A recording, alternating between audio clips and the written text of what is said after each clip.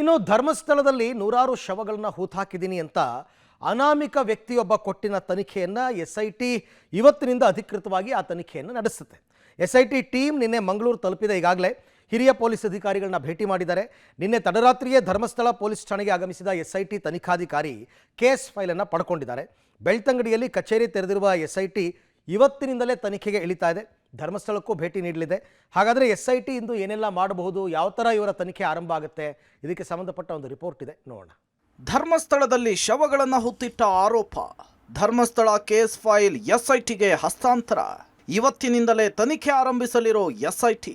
ಧರ್ಮಸ್ಥಳ ಗ್ರಾಮದಲ್ಲಿ ನೂರಾರು ಶವಗಳನ್ನು ಹೂತಿಟ್ಟಿದ್ದೇನೆ ಅಂಥೇಳಿ ಅನಾಮಿಕ ವ್ಯಕ್ತಿ ಧರ್ಮಸ್ಥಳ ಪೊಲೀಸ್ ಠಾಣೆಗೆ ಕೊಟ್ಟ ದೂರಿನ ತನಿಖೆ ಇವತ್ತಿನಿಂದ ಅಧಿಕೃತವಾಗಿ ಆರಂಭಗೊಳ್ಳಲಿದೆ. ಕಳೆದ ಜುಲೈ 3ರಂದು ದೂರುದಾರನ ಪರವಾಗಿ ವಕೀಲರು ಧರ್ಮಸ್ಥಳ ಪೊಲೀಸ್ ಠಾಣೆಗೆ ಆತನ ಹಸ್ತಾಕ್ಷರದ ಪ್ರತಿಯನ್ನು ಸಲ್ಲಿಸಿದರು. ಮಾರನೇ ದಿನ FIR ದಾಖಲಾಗಿತ್ತು. ಸ್ಥಳ ಮಹಜರನ್ನು ನಡೆಸಿ ದೂರುದಾರನ ಸಮ್ಮುಖದಲ್ಲಿ ಶವಗಳನ್ನು ಅಗೆದು ತೆಗೆಯುವುದಕ್ಕೆ ಪೊಲೀಸರು ನ್ಯಾಯಾಲಯದ ಅನುಮತಿಗೆ ಅರ್ಜಿ ಸಲ್ಲಿಸಿದರು. ಈ ನಡುವೆ ಪ್ರಕರಣದ ಇನ್ವೆಸ್ಟಿಗೇಷನ್ ನಡೆಸುವುದಕ್ಕೆ ಹಿರಿಯ IPS ಅಧಿಕಾರಿ ಪ್ರಣವ್ ಮೊಹಂತಿ ನೇತೃತ್ವದ 4 IPS ಅಧಿಕಾರಿಗಳ ಸಹಿತ ಒಟ್ಟು 20 ಮಂದಿಯ SIT ತಂಡವನ್ನು ರಚಿಸಿ ಸರ್ಕಾರ ಆದೇಶಿಸಿದೆ. ಹೀಗಾಗಿ ನಿನ್ನೆ ರಾತ್ರಿ ಮಂಗಳೂರಿಗೆ ಆಗಮಿಸಿದ SIT ತಂಡ ಮಂಗಳೂರಿನಲ್ಲಿ ವಾಸ್ತವ್ಯ ಹೂಡಿದೆ. DIG ಅನುಚೇತ್ ಪಶ್ಚಿಮ ವಲಯದ IGP ಅಮಿತ್ ಸಿಂಗ್ ಅವರನ್ನ ಭೇಟಿ ಮಾಡಿ ಮಾತುಕತೆ ನಡೆಸಿದರು. ಬಳಿಕ ತಡರಾತ್ರಿ ಧರ್ಮಸ್ಥಳ ಠಾಣೆಗೆ SIT ತನಿಖಾಧಿಕಾರಿ ಜಿತೇಂದ್ರ ಅವರು ಆಗಮಿಸಿ ಕೇಸ್ ಫೈಲನ್ನು ಪಡೆದಿದ್ದಾರೆ. ಧರ್ಮಸ್ಥಳ ಪೊಲೀಸ್ ಠಾಣೆಯ ಸಬ್ ಇನ್ಸ್ಪೆಕ್ಟರ್ ಪ್ರಕರಣದ ಈವರೆಗಿನ ತನಿಖಾಧಿಕಾರಿ ಸಮರ್ಥ್ ಅವರೊಂದಿಗೆ ಮಾತುಕತೆ ನಡೆಸಿದ್ದಾರೆ. ಇವತ್ತಿನಿಂದ ತನಿಖೆ ಆರಂಭ. ಪ್ರಕರಣದ ದಾಖಲೆ ಸಂಗ್ರಹಿಸಿದ SIT.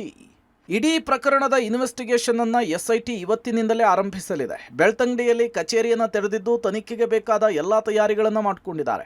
ಪ್ರಕರಣದ ಎಲ್ಲ ದಾಖಲೆಗಳನ್ನು ಸಂಗ್ರಹಿಸಿದ ಆಫೀಸರ್ಸ್ ಪ್ರಕರಣದ ತನಿಖೆಗೆ ಧರ್ಮಸ್ಥಳಕ್ಕೂ ಆಗಮಿಸಲಿದ್ದಾರೆ.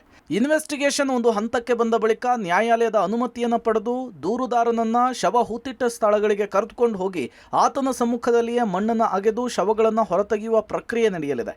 ಆತನ ದೂರಿನಂತೆ ಸುಮಾರು 20 ವರ್ಷಗಳ ಹಿಂದೆ ಶವಗಳನ್ನು ಹೂತಿಟ್ಟಿರೋದು ನಿಜವಾಗಿದ್ರೆ ಅದರ ಅಸ್ಥಿಪಂಜರಗಳು ಸಿಗುವ ಸಾಧ್ಯತೆ ಇದೆ. ಆ ಬಳಿಕ ಅದರ ಆಧಾರದಲ್ಲಿ ಮುಂದಿನ ಇನ್ವೆಸ್ಟಿಗೇಷನ್ ನಡೆಯಲಿದೆ. ಈ ಪ್ರಕರಣದ ಇನ್ವೆಸ್ಟಿಗೇಷನ್ಗೆ ರಾಜ್ಯ ಸರ್ಕಾರ SITಯನ್ನು ರಚನೆ ಮಾಡಿರುವುದನ್ನು ಶ್ರೀ ಕ್ಷೇತ್ರ ಧರ್ಮಸ್ಥಳ ಸ್ವಾಗತಿಸಿದೆ.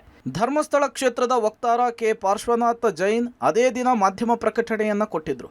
ಒಟ್ನಲ್ಲಿ ರಾಷ್ಟ್ರೀಯ ಮಟ್ಟದಲ್ಲಿ ಹಲವಾರು ಊಹಾಪೋಹಗಳು, ಗೊಂದಲಗಳನ್ನು ಹುಟ್ಟುಹಾಕಿದ ಈ ಪ್ರಕರಣ ಪ್ರಾಮಾಣಿಕವಾಗಿ ಇನ್ವೆಸ್ಟಿಗೇಷನ್ ಆಗಿ ಶೀಘ್ರದಲ್ಲಿಯೇ ಸತ್ಯ ಹೊರಬರಲಿ ಅನ್ನೋದು ಎಲ್ಲರ ಆಶಯ.